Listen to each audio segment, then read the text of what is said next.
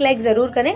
कल आपने देखा था कि मैंने आपको बताया था कि अपराजिता के पापा की तबीयत बहुत ज़्यादा ख़राब हो जाती है, जिसको देखकर वो बहुत ज़्यादा परेशान हो जाती है। घर पहुंचती है, घर पहुंचने के बाद अविनाश और आरू इस बात पे ब्लेम करते हैं अप्पू को कि दीदी ना ही आप मेरी सास को ऐसे बोलती, ना ही सास मेरी 15 लाख की डिमांड करती, क्योंकि पहले उनकी कोई डिमांड नहीं थी, सिर्फ आपकी वजह से हुई क्योंकि आपने मुँह चला दिया था। तभी अप्पू कहती है अभी पापा की तबीयत देखो, इन सब बातों पे डिस्कस करने का कोई भी इस टाइम नहीं है। तभी आरू जो है गुस्सा होकर अपने कमरे में चली जाती है और बोलती है कि सभी मुझे ही सुनाते रहते हैं, और वो फ़ैन ऑन करती है। जैसे फ़ैन ऑन करती है, फ़ैन नहीं चलता है और वो ऊपर चढ़ के मतलब चेयर रख के ऊपर चढ़ के फ़ैन बनाने लगती है। तभी उसकी बुआ जो है खिड़की से देख लेती है और बोलती है कि सभी लोग देखो आरू जान देने जा रही है। तो घर वाले और भी ज़्यादा परेशान हो जाते हैं, सभी दरवाज़ा पीटने लगते हैं कि दरवाज़ा खोल दो, लेकिन आरू को तो मौके पे चौका मिल गया, घर में सिंपत्ति पाने का एक और। जी हाँ फ्रेंड्स, आरू नाटक करती है। 5 मिनट बाद वो गेट खोलती है और रोने का नाटक करती है कि घर वालों की सिंपत्ति मिल जाए और रोहन से उसकी शादी हो जाए। तभी अपराजिता उसको डांटती है और कहती है मैं जैसे तैसे 15 लाख का अरेंज करूंगी, तू परेशान मत हो।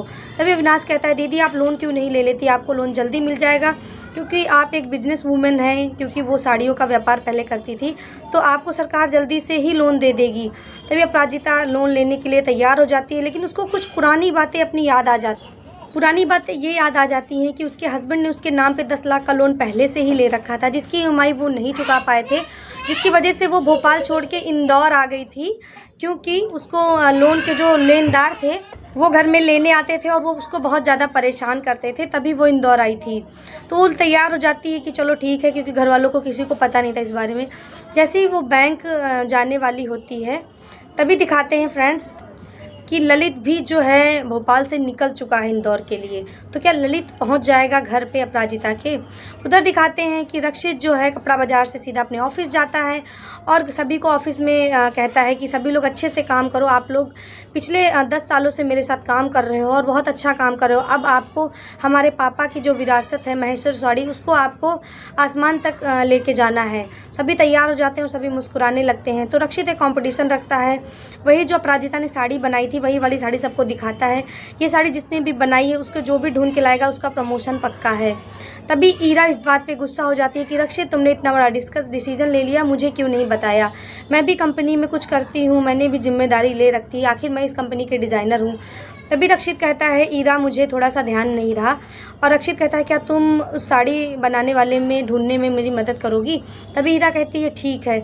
ईरा उसको आइडिया देती है कि यहाँ से नहीं मिलेगा, आप बैंक चलो, बैंक में मिडिल क्लास इंसान लोन ज़रूर लेते हैं, और जो भी बिजनेसमैन होगा हम उसका सिविल स्कोर चेक करेंगे, हो सकता है हमें जो है वो साड़ी बनाने वाला मिल जाए।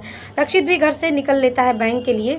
अपराजिता बैंक पहुँच चुकी होती है और वो पैन कार्ड देती है। जैसे पैन कार्ड की डिटेल मॉनिटर पर डाली जाती है, कंप्यूटर पर एंटर होती है, वैसे ही अपराजिता की पोल खुलने वाली होती है 10 लाख रुपए की। क्या अपराजिता फ्रॉड के केस में अंदर होगी? तभी अविनाश के ऑफिस से कॉल आ जाता है और अविनाश चला जाता है ऑफिस, और वो कहता है दीदी आप सब हैंडल कर लेना, मुझे ऑफिस में ज़रूरी काम है।